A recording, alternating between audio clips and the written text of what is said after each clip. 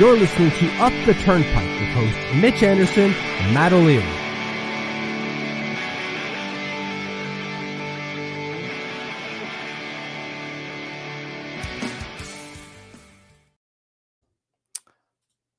That sucked. Although, when has it not sucked lately? Welcome to Up the Turnpike, your post-game destination for the New York Islanders. I'm your host, Mitch Anderson. Matt O'Leary might be joining us later if his Jets stream ends soon. I got to say, for all you Islanders and Jets fans, my God, I feel bad for you because it's just not going well either way. Ideally, you're also a Jim, and so you're a Mets fan as well. And so maybe the Juan Soto news makes you feel a little bit better because your other teams aren't doing a whole lot. The Islanders, obviously, as you can see here, lose 3-1 to the Los Angeles Kings. That 2-game win streak has been snapped. Islanders back to losing ways. We go through these period by period. So we're going to do that here. But we're going to skip ahead just so we can get your comments in because that's what I really care to hear about. How are you feeling? And Nick, straight out of the gate, those two posts in the last 5 to 10 minutes of the game were the hockey gods telling Lou to sell assets at the deadline. Hopefully he heard it. There's two. So if he only missed one, he still heard it. But yeah, I think that's all we can, if we're looking for any sort of positivity for not just now, but going forward, it's the potential for how do we remake this team instead of just focusing on the doom and gloom. We suck because we do. We're not playing well, even though we have 2 wins in the last 3 games, and we are admittedly playing a good team in the Los Angeles Kings. But I feel like this is a game that we could have won. Again, pointing to the 2 posts we hit and really not playing well in the first period. But we'll get to that as we get to it. The positive throughout the rest of the year is how do we remake this team? And it's playing towards the, we'll be able to sell assets at the deadline. And so what do we do with those assets once we have them type of thing? That's going to be the positive, in my opinion, for the remainder of the season. Assuming we don't go on a ridiculous run when Matthew Barzal, Anthony Duclair, and Adam Pallett come back. Assuming they don't come back and change our franchise, that's where I'm going. So it starts off first period. We don't play that well. We get outshot 12-3, which is not ideal. And then Adrian Kempe scores here. They're just shooting right away. Shot towards the net. They win a puck battle, and then Jean-Gabriel Pageau. I wish I could just rewind it to a specific point that I want to highlight here, but it's right about here where Jean-Gabriel Pageau is supposed to be on Adrian Kempe. But Alex Romanov also thinks that, well, now he's going into my territory. So at this point, you're going to see Jean-Gabriel Pageau peel off and Alex Romanov not take him because they don't communicate. They're not talking to each other to say, you take him. He's now your responsibility. And so he just kind of ghosts between them, and then it goes in. Right here, bam. No one takes him. There's no communication in our zone in terms of who's supposed to do what, and they score a goal. It was a good shot by Kempe. Great shot. Not much Sorokin could have done on that. His defense partners, not even just the defenseman, but the forwards, need to bail him out a little bit or give him some sort of cover there, and they didn't. But it really all stems from the Los Angeles Kings generating a ton of shots. Again, 12-3 in the first period, and us just not communicating, which is a real big friggin' problem, especially when you're trying to pull yourself out of what is a bad spell, regardless of the 2 wins against some poor teams. Well, maybe not poor teams. One poor team in Ottawa Center is a win that we should not have had. I was there. We should not have won that game. Joe is going, although a loss, both 8 and 30 are upping their games. Yeah, Noah Dobson looked better today. I will say I did like his game. And of course, Ilya Sorokin was fantastic. So that's always a bonus. But it's, yeah, I don't want to get negative. You're right. Absolutely. Then Andre's loving the Juan Soto stuff. Absolutely. Good job by you guys. Hang on to whatever positive you can hang on to, because There's not a whole lot being delivered by these New York Islanders. There really isn't. Going into the second period, you're like, okay, we got outshot in the first period 12-3. But here's where we typically shine, at least lately. In the second period, we typically shine. We do well, we come out fighting, and we get something on the board at least. But no, 3 minutes and 9 seconds in, Kevin Fiala scores to make it 2-1, or sorry, 2-0 for the Los Angeles Kings. And he just goes right past Oliver Wahlstrom. Like he's not even there, walks through and shoots it. Oliver Wahlstrom, man, like that's not going to be a good one for the highlight reel. That's not going to be a good one for the please keep me around Lou Lamoriello, because it's just not going to be good. Like that, you can't not shoot the puck. You can't not, how else can I say this? You can't do nothing and then that be something you're on the ice for. You're giving us absolutely nothing out there, and then you do that. That is worse than a Michael Dal Cole. You're a net negative for this team. And that's, I never want to be at that place where we're calling out players for being net negatives. But right now, Oliver Wahlstrom is certainly that player. And that has to change as soon as humanly possible, because, and I only say that because it seems that he's going to be on this roster no matter what. He's going to be getting a spot on this roster no matter what. He doesn't deserve one, but it doesn't seem like there are other players below him, if you will, that deserve the spot over him. So we need him to show some sort of fight defensively. Like that play to allow that goal was horrendous. Just like I'm running out of words to describe what we can do about Oliver Wahlstrom, because it's just really pathetic. I'm just putting out a tweet here so we get everyone joining us. Join us now as we break down tonight's Isles loss. Just got to specify which one, to the Kings. Put the link there. There we go. Okay. So then we saw Andre said, competed hard tonight, but another example of how Sorokin has kept the team from being at bottom of the league. Yeah, Sorokin really doing the goddamn thing here, keeping the team afloat. He ends with, I don't want to look at the ice time because no spoiler here. We're going to have a little guest come on the show. It's not really a guest, but you know who I'm talking about. Sorokin has a .931 save percentage. Really put the team on his back and kept them afloat throughout this game where they did nothing. Matt O'Leary, how much of this game did you see? Wait, where are you? There you are.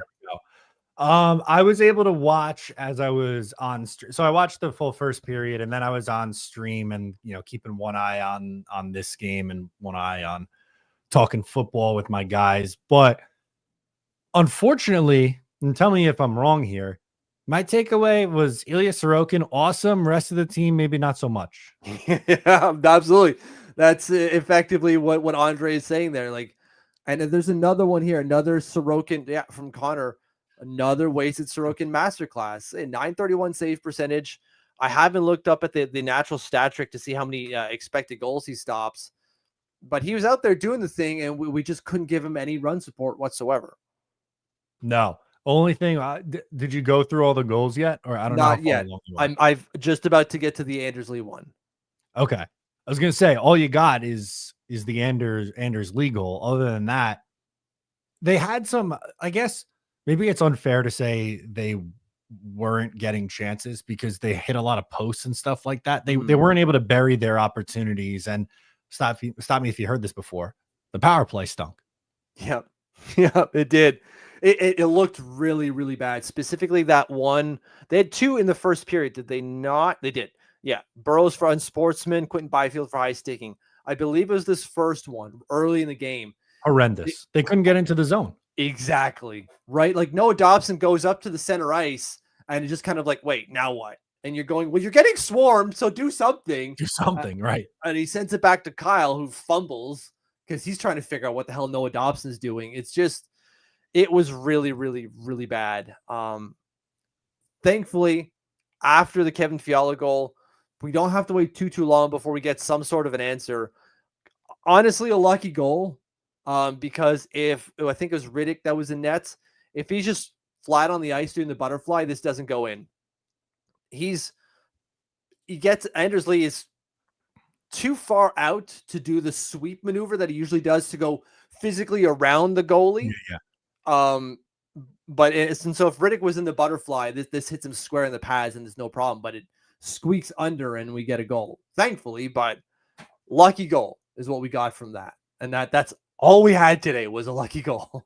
That's all you had was a lucky goal. I'm going to do old reliable right now and try to find the positive spin in a really bad season. But Anders Lee on a 36 goal pace. That's it, man. We're going to talk probably later about some potential trade, not potential trade, but who could be traded away. Obviously, the standard names of the Brock Nelsons, the Kyle Palmieris, and the Jean-Gabriel Pageaus. But if you can find a spot for Anders Lee, you got to do it, man. You got to freaking do it. If someone's going to bite on this 36 goal Anders Lee, you got to do it, even if he's the captain. If he's got, which I don't think this is nuts, by the way, but if he has like 20 goals by the trade deadline, someone's going to bite. You're going to have to retain some money, but someone will bite. Yeah, you do it, though. You do it, man. Hard. And we talked about it on the show. P.S. Sign up to the Discord. It's patreon.com. Sign up to the Patreon and you'll get the Discord, which is patreon.com/OffTheTurnpike. We talked about it there in terms of buying out Anders Lee. You would save some $3.8 million. So as long as you're not holding more than that, and I don't think you could anyways, because that's more than 50% of the contract, you do it. Because not only are you going to hold less than you would have held in a buyout, but you don't have to worry about the extra years from the buyout, and you get something back. Whereas you don't get that with the buyouts. It's win-win on multiple fronts. Yeah. You got to figure it out. Yeah. So we're down by 1 through the second period where we were much better. We still don't outshoot them, but I thought that we played better in that second period. There was more back and forth, right? You can see that just from the shots at 13-10 for them. When you look at the underlying numbers, it was 18-24 in terms of shot attempts. So again, pretty even period, specifically relative to the first one. And then we go into the third looking for, you can't blow a lead if you don't have it, which is great, but they don't get it in the third period. They don't do anything, absolutely nothing in the third period. No, I thought the second period was their strongest. I thought they looked probably their worst in the first period. They limited chances against the Kings in the third period, which is good, but they couldn't get anything to go. They had another power play opportunity as well as Gavrikov takes a delay a game and just can't capitalize on their chances. They do nothing. They generate 1.15 expected goals in that period. The Kings generated 1.34. They did outshoot them in terms of not just the actual metrics of 7-5, but the shot attempts of 20-13. So they were doing a lot, but they pulled the goalie with a couple of minutes, right? So a lot of that is going to happen by having that extra man in that final couple of minutes of the game where they're up a player. It's just not good enough, man. Like where is that fight when you're trailing throughout the entire game? I don't get it. Yeah, pretty much right from the get-go, right? Well, 13:51 into the game. Yeah. Kempe gets them on the board and they're up 1-0, but it's not like they led at any point. They were chasing pretty much the entirety of the game, and you just didn't see it. Usually the Islanders are better at 5-on-5, and I didn't think they were tonight. No, they definitely weren't. I think they're very good tonight at 5-on-5. You're right from the start. Even like they may not have been chasing the score, but they've been chasing the puck all day. The Kings were just on them. And then it keeps going. Then Mikey Anderson just throws it. Just hope and a prayer. Aaron Rodgers in his heyday, Hail Mary from the end of it, like his end zone, basically. And he gets it to sink to make it 3-1, the Kings game over. And everyone is sad. Yeah. Islanders lose. Tough one. As Walter says, they just got beat tonight. Pop his up, just got beat tonight. I think that's a good way to say it. The Kings are significantly better than the Islanders are, and they showed it. They certainly did. They were better. It just stinks. It really does.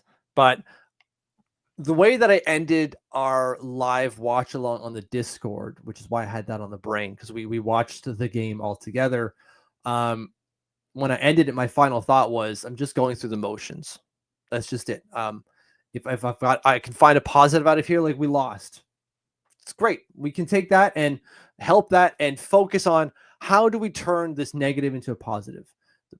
It allows us to conceptualize how we're going to rebuild this, make us better eventually. And that's the positive I'm hoping to just kind of stick with instead of just focusing on like we freaking lost again. God damn it. Yeah. I think that's a good way to look at it, right? Yeah. I want to get to some of these comments because we got quite a bit of a backlog here. Chad, who's I've been disappointed with Romanov's play for the past few weeks. I hope you weren't disappointed today. That open ice hit was fantastic. It was an awesome hit, and I loved his reaction too. Yeah, because who was it? Burroughs goes to drop the gloves, former Islanders prospect, right? Yeah. Goes to drop the gloves. Romanov's like, no, I'm not doing it. He gets penalized for it, and then he's laughing and pointing to the box. I was like, thank you. And even Butchie was like, thank you. He's like, you don't have to drop the gloves every time there's a clean hit. It was a big hit, but it was clean. It's not like he launched at his head. He wasn't looking, and he popped him right in the chest. Yeah. Keep your head up, kid. That's just how it works. I'm going to skip Andre for now just because Chad mentioned something about what Butchie said. I'm not sure what he was thinking out there, at least twice a game, and fill in the blank on the D-man's name. The defensemen were making quite a few mistakes, but I think that happens when your third pair is Dennis Chalowski and Grant Hutton. Yeah, not ideal. I don't want to. Okay, how do I do this without? I'm not going to say it yet. Okay, fair enough. Put a pin in that. It's going to ruin the game we play. Okay, fair enough. Then going to Andre says, my concern with this team is that the conference is so mediocre that no one will fall out of it. When has Lou ever sold key pieces? Like at the deadline, yeah, that's a valid concern from Andre, honestly. Yeah, because if we look at these standings right now, oops, I keep doing that. There it goes. There you go. If we look at the wild card, the Islanders are a point out of a wild card position. They're right there in the mix. I should say 2 points because they definitely don't have. They actually do. They would have the regulation win tiebreaker over the Flyers, so they are 1 point out. That's stupid. That is very stupid. I can't believe that we actually have the first tiebreaker over them. So we're 1 point out of a playoff spot because it's so goddamn tight in this division. What a joke. What a joke. Even the Habs, like, yeah, they're 5 points out, but like they're 5 points out with a game in hand. It's not that bad. No. Ridiculous. And they're all the way at the bottom. Yeah, exactly. They're the worst. And they're only 5 points out with a game in hand. What a stupid sport sometimes, man. But back to our game here, just to close it out. Do you want to go through this with the ice times? Yeah. I'll go. Do you want me to share my screen so that we won't share the screen then? Because I have it up, so we don't have to share the screen because I have it on the other tab. All right. Forward. Leading in ice time for forwards is going to be Bo Horvat. No, it was actually Brock Nelson at 21:36. And would you know it? Brock leads the team in ice time. Yeah. No shots on goal tonight. Wow. That's kind of surprising because I thought he had a few looks. He must have hit the post. No, that was dumb. Maybe he did. Or maybe he sent it wide. I don't know how many shot attempts he had, but shots on goal, 0. I don't know. I've been off with my prognostications for a while here. Like tonight I took the Leafs Devils over. That went to 3 goals. I took the under in Flames Predators because they can't friggin' shoot. It's at 7 goals with 5 minutes left. Jesus. Yeah, I just have not been on my game when it comes to prognosticating hockey. So whatever. Least amount of ice time for forwards. I forget who's out there for the forwards in terms of the fourth line. It's Kyle McLean. I assume Matt Martin. Was he even playing? Yeah, Matt Martin played. Jesus Christ. That tells you a lot. I assume it's him then. 646. That's a new low for Matt Martin. Like, again, I know I was watching with the patrons, so a little distracted, I suppose, but it was watching the game. I don't remember seeing him out there at all. Okay. How about the defense? This is what I'm curious on. I assume it's Ryan Pulock. No, Noah Dobson by a lot. 26-31. Polak was 22-32. Okay. Wow. That's kind of surprising because, for a little while, Noah Dobson has been the guy to take a seat back. I assume it's because of the King's speed. You have to have Noah Dobson out there just to combat the speed. Makes sense. And he did it for a while.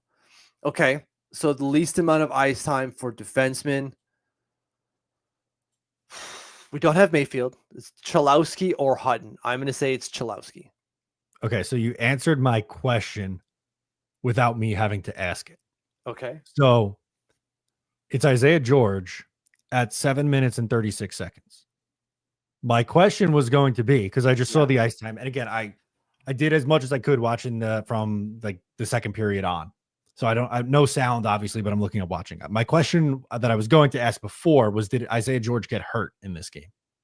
Not that I'm aware of, no. I was going to say, from my following along on Twitter and with no sound, I didn't pick up on that either. But 7:36, this is ice time, which is a career low. Yeah, he had a few mistakes. He had a horrible turnover early on. Exactly. So I'm just going to look at his shift charts here. I can't have the visualization, which kind of stinks, but we can look at it here. 34. Where are you? No, not 34. What am I talking about? 36. There we go. So if I pop that on screen. So here's Isaiah George's shift charts from NHL.com. He does not play in the third period. Not once. Disciplinary? Should I look to see if we got any updates on why? Maybe. Yeah, I'm just making sure that the NHL had everything. We have shifts in the third period, but Isaiah George did not take a shift in the third period. He doesn't get off the he takes a shift at 7:23 to 7:38, does not see the ice again. So I assume completely disciplinary. I don't remember seeing him getting injured. We have a Patrick Waugh. Andrew Gross it's not an exact quote, but it gives you enough info. Patrick Waugh says he'll talk to rookie Isaiah George tomorrow. George did not play after 7 minutes and 38 seconds of the second period after struggling through the first period. But Waugh stresses how good George has been and that this should be a learning experience. Yeah, he was bound to have a stinker, and today was the stinker. Okay. Well, there it is. So we've got Isaiah George. We got the least amount of ice time for defensemen. Do we want to just go through the final game stats before we get to some? Yeah. Let me bring it back up on the screen here because apparently I stopped it. Share that. There we go. So shots on goal, 30 for the Kings, 20 for us. They win the face-off duel, which is getting more and more common, it seems. Special teams, we didn't allow a power play goal, but we didn't score one ourselves. So 50%, I suppose. Not good enough still. No, 6-2 in terms of penalty minutes. Hits 16-4 in our favor. Block shots 9-12. Giveaways 11-17. Takeaways 6-5 in our favor. And of course, we didn't do the goalie stats, but I said it earlier, but just in case you missed it, Ilya Sorokin finished the game with a .931 save percentage, stopping 27 of 29 shots. He was fantastic today. He was fantastic. And I wanted to look to see his save percentage. They haven't updated it. I was going to see what it was, but they haven't updated on NHL.com after the game. He went into it with a 911, 261. I'd imagine it's going up, and the goals against obviously going down. Yeah, exactly. All right, to some comments here. Mercy's talking about trading everyone. He has included Cizikas and Dobson there. Dobson is the interesting one. I know you've brought up Dobson before as well as a potential trade out. Yeah, I worry about paying him big bucks. If his number after this year is closer to $7 million instead of the $8 to $9 million that I thought he was going to get going into this year, I think it's a little bit more palatable. If you're trading Dobson, you have to then, not necessarily in that specific trade, it can be in that specific trade, like a swap or something else. You have to find a top defenseman somewhere else then. Like you can't go, we're trading Dobson and we're like, Ryan Pulock and Adam Pellick's going back to our top pair again. That can't be the plan. No, it cannot be. Like, you need to replace him with something. So, and we don't have one of those in the lineup. It's not to say like Dobson's gone. No worries. We have Isaiah George. It's not a 1-for-1 swap in any way, shape, or form. But yeah, I'm open to that as well. Orbican's saying we played 40 minutes again, but this time it's just the last 40 minutes. That's true. We were shit in the first period. The first period, I thought definitely they looked their worst. They were almost lucky to survive just being down 1-0. It could have been a lot worse. Guitarist Liam. Why can't I read? Jesus. Okay. That is not even spelled in a difficult way. My eyes just went like, nope. When's Barzal back? Looking forward to that. I don't know. He's skating, isn't he? Well, Duclair and Pellick are skating with the team, right. So I would say that they are closer to returning than Barzal is. But we don't really have a date on that one. No, it's going to be a few weeks probably, unless he starts skating tomorrow all of a sudden. But as it stands now, it's going to be a while. Yeah, it's possible, but they got to be coming up on that 4-week window, I would think, right? I don't remember exactly when the injury was. Give me a second. I can get a hockey reference. We'll have it. If you go to the Islanders hockey reference page, they say that they have the time or the injury date. So the last game he played was October 30th. Why does it not have it? Oh, I'm on 23-24. October 30th, eh? That's 1, 2, 3, 4, 5, almost 6 weeks ago. Yeah, placed on IR.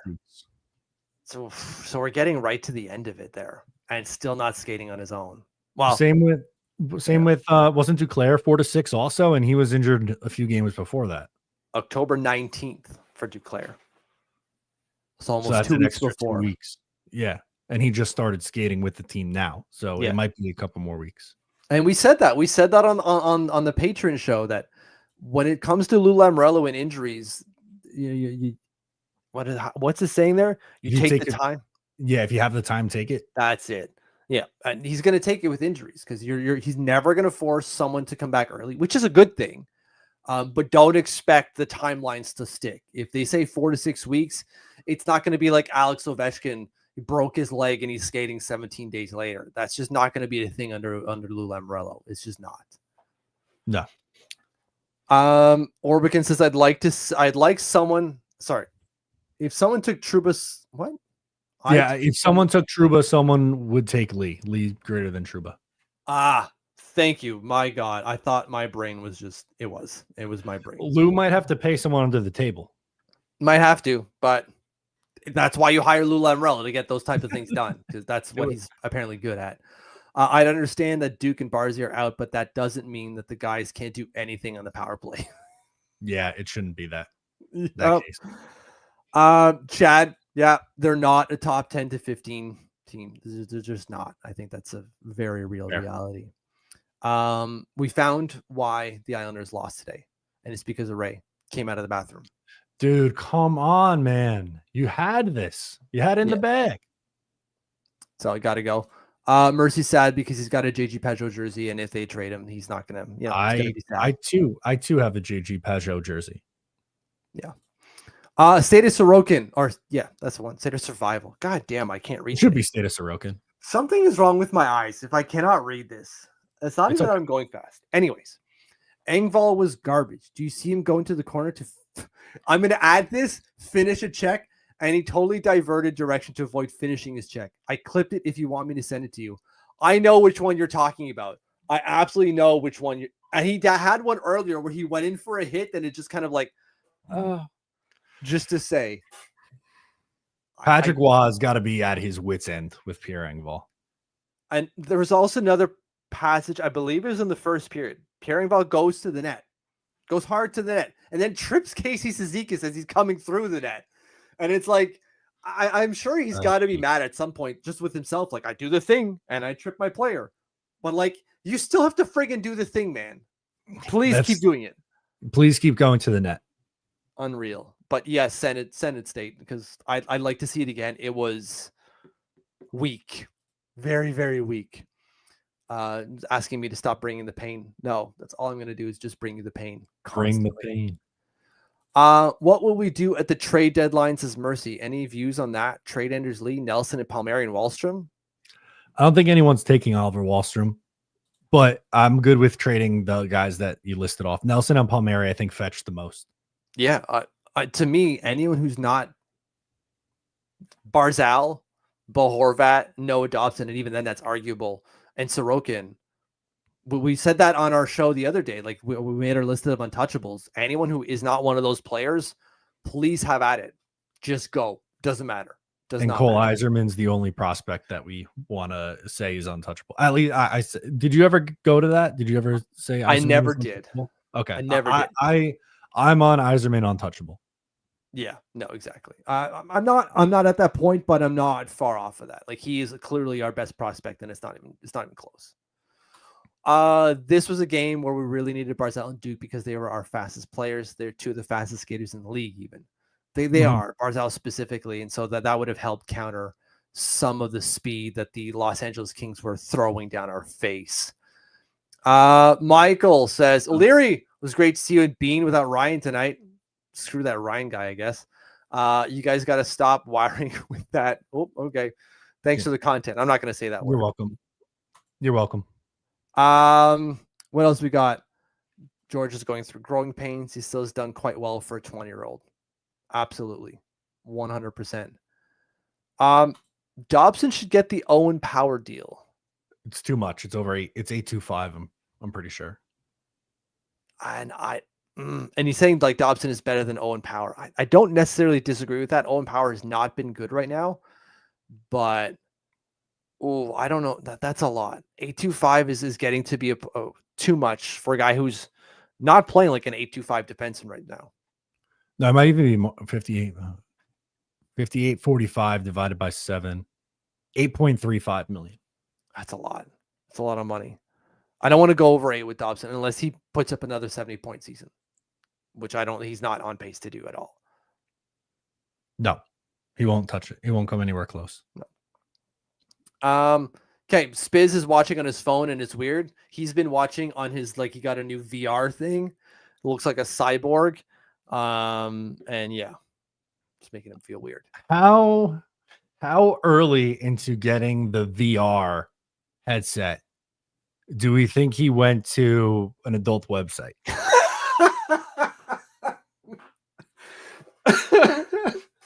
Minutes. Within minutes. I would say that's first thing download. you checked out. Yeah, first thing. How real is this? Mercy, last one here. Can we get a young scorer at the deadline along with trading Nelson, Palmieri, Lee, and Wallstrom? I think so. Brock Nelson to the Stars for a first-round pick and Stankoven. Oh, it's big. It's a big package, but perennial 30-goal scorers at centers don't go on trees. No, they don't. And I guess the follow-up to that is where we picking at the draft. At this point, it's going to be a top 10 pick. Top 10. And what guys on the team now will be on the team next season? Not many. Not many. I would say I think the classic names are who aren't going to be here. Brock Nelson, Kyle Palmieri, easy outs, and then Jean-Gabriel Pajot probably, and maybe even Anders Lee. I think that's fair. Yeah. And then some fringe guys like Matt Martin, Oliver Wallstrom. Yeah. Okay, what about Siplikov? Siplikov's probably back, right? Probably. I don't know if we're going to get a lot for him. Not to say that he's not worth it, but I just don't think that we're going to get an offer that we can't refuse for Maxim Siplikov. We'll get offers for sure, but I don't think it'll be anything like here's a first plus. Whereas if he keeps going the way he's going, he might be a 50-point player. And if you got him for free, you have to. You have to keep him. I think so. I think he stays. Yeah, I think so too. Anything else you want to get off your chest here before we sign out? An unfortunate but not surprising result tonight. Yeah. My stance. I'm with you, and it's it is what it is. You're just going through the motions at this point, and then try to find any positives at this point. It's how much can we get when we get to the point of trading things away? Yeah. I'm with you. Yeah.